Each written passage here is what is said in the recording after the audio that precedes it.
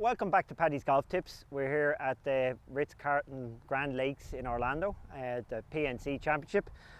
Going to cover chipping. I know I've covered chipping before, but there is a little bit extra in this, a little bit bonus in this towards the end. The winner of the gold medal and the champion golfer of the year is Padraig Harrington.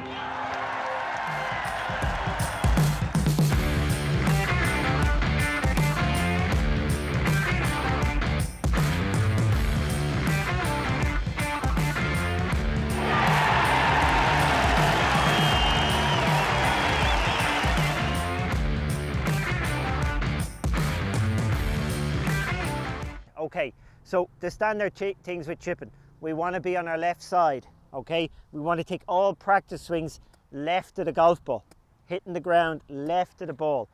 It's a good idea maybe to put a line in the ground, like so, okay? When you're practicing, put the ball there and make sure your divot is well left of that. As we can see, I'm 6 inches left of that. Always practice up on your left side, okay? I'm not fussed whether you use no wrists or whether you use a lot of wrists. As long as your sternum is on top of the golf ball, that's where the club will come back in a straight line, okay? The problems we get is when we start trying to lift it, our sternum goes back, we squeeze here, and we get this motion. Anybody who takes the practice swing back off this right foot, how could you hit the golf ball from there? It's impossible. Just move my weight onto my left side and look where the club is. Up nicely steep. I'm going to come down, hit golf ball and then turf, okay? So never let the weight back into this right side. Never try and scoop it, okay? Because you just can't get to the golf ball with a practice swing here. And I think for most golfers, that's the most important thing. Do not take practice swings lazy like this. I see most people looking up and hitting the ground. Always take your practice swing, a nice, firm smack off the ground up front, okay? That will get the club, getting the golf ball and then the club. So that's the technique. Use an alignment stick, not a shaft. Put it behind the ball like so and hit shots. It would break the shaft. Another way of doing it, as somebody's pointed out to me, is just use a towel.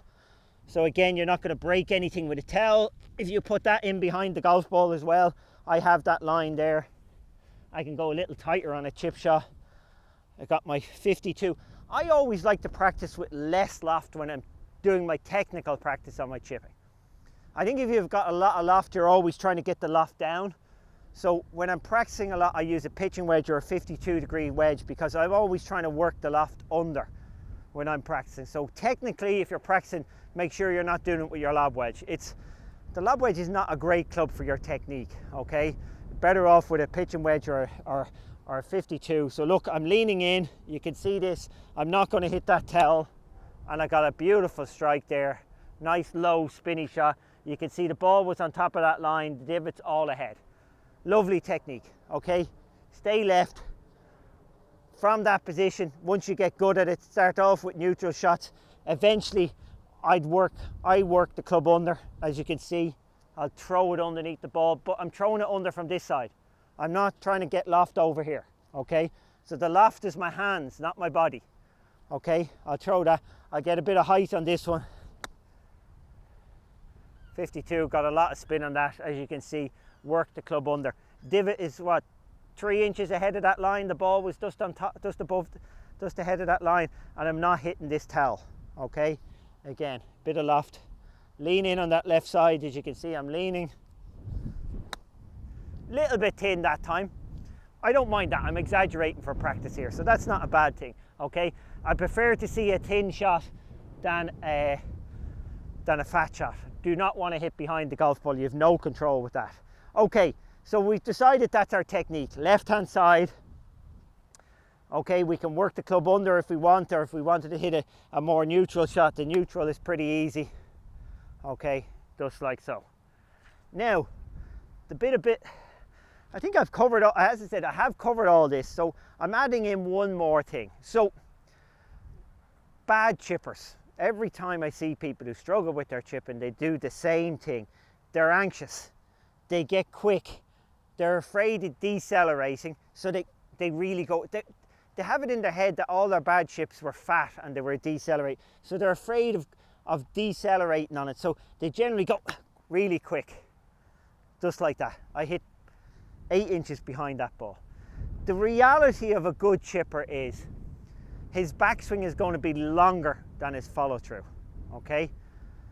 There's going to be an element of gravity in the downswing. So if you want to be a good chipper, you've got to feel like there's an element of the club head falling on its own pace. You cannot drive that club head.